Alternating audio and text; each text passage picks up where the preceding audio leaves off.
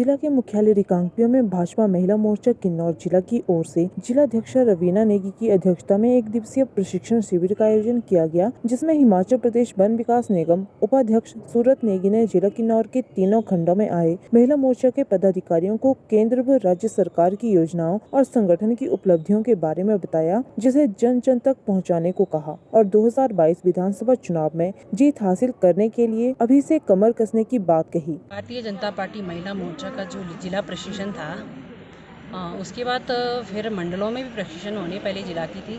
तो इस प्रशिक्षण वर्ग में हमने 2022 में जो विधानसभा चुनाव होने हैं उसको लेकर हमने महिलाओं को टिप्स दिए किस तरह से हमने 2022 में जीत हासिल करनी है। उसमें हमारा ये रहा कि हमने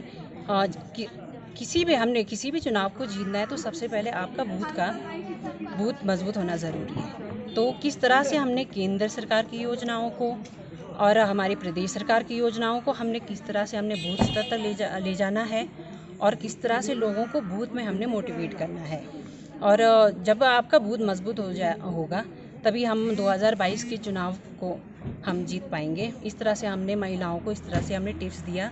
और जैसे हमारे यहाँ पे सूरज जी विकास की नई गाथाएँ लिख रहे हैं, तो हमने उनको ये भी बताया कि हमारे जो यहाँ पे जो भी कार्य होते हैं विकास कार्य, तो उनको भी प्रमोट करिए आप और उनको भी बूथ स्तर तक उनके किए हुए कार्यों को भी आप प्रमोट करिए, ताकि हम 2022 में इस चुनाव को जीते।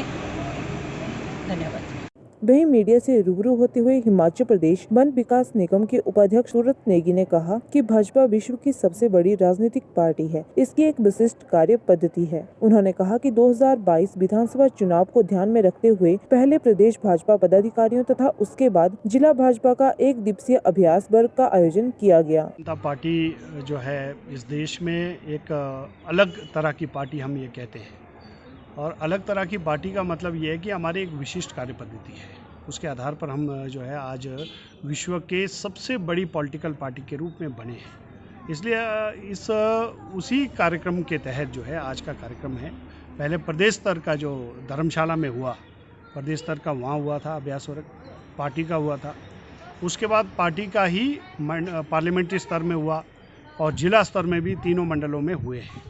उसके बाद मोर्चों को भी ये लक्ष्य दिया गया है कि जो है एक दिवसीय प्रशिक्षण शिविर करना है, ताकि कार्यकर्ताओं को सरकार की उपलब्धियां चाहे केंद्र की हो चाहे प्रदेश की हो उसकी जानकारी हो और संगठन के बारे में भी उनको जानकारी हो।